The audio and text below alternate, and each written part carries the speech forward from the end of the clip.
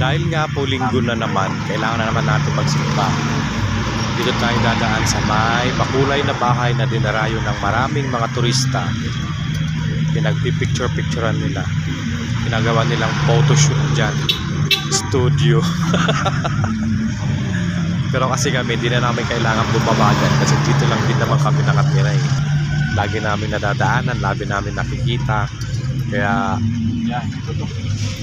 Panoorin nyo ang makulay na bahay pag nasa loob kayo ng sasakyan. Ganyan siya. Ayan. Malapit na. May isang bukod-tanging bahay nga dyan, yung kulay asul. Yan yung kapinturahan ng kanyang bahay. Kasi baka masira daw yung kanyang bahay. Pintura lang yun ha. Ewan natin, kanya-kanyang desisyon sa buhay yan eh. Kaya ayan. Kayaan natin siya, desisyon niya yan eh. Sa may gitna, bandang gitna, nandyan yung kulay blue na bahay. Ayan na po, nakikita na ang makulay na mga bahay dito sa KM3, Kilometer 3 na Trinidad, Benguet. Hindi na po siya part ng Baguio ha.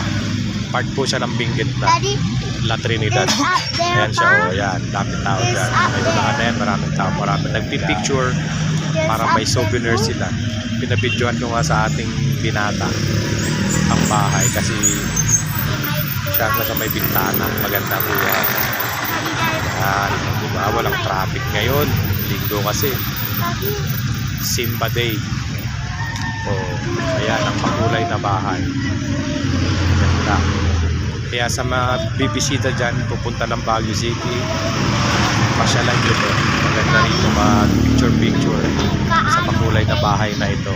Ayan. Ganda. Ayan ang blue bahay na yan. Bukod tangi, walang pintura. Hayaan natin, desisyon niya yan. Maganda naman kahit ganun. Maganda pa rin. Dito lang yan sa may Kilometer 3 lang. Tapos na po kami magsimba. Pauwi na po kami. Hello, Ronji. Hello. Who gave you that? Who? Sino nagbigay sa'yo niyan? Who? I don't know. You don't know? It's Tita. Tita. Okay. Ano masasabi mo kay Tita? Thank you. Thank you. Yeah. Ito po ang view dito sa Bell Church, KM3. Daddy, I want to go with Bawa. I want to go with Bawa. Yes. I want to go with Bawa na.